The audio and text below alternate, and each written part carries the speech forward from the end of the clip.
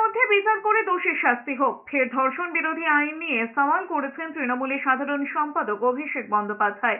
X পোস্টে অভিষেক বন্দ্যোপাধ্যায় লিখেছেন, প্রতি 15 মিনিট অন্তর ধর্ষণের মতো নারকীয় ঘটনা ঘটছে।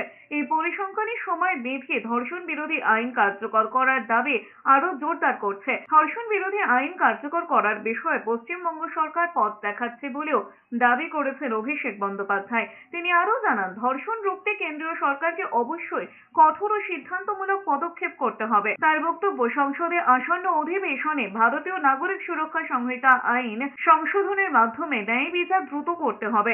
ঘটনাচক্রে অভিষেক যখন কথা বলছেন, তখন পশ্চিমবঙ্গ বিধানসভার বিশেষ অধিবেশনে অপরাজিতা বিল 2024 পেশ হয়েছে।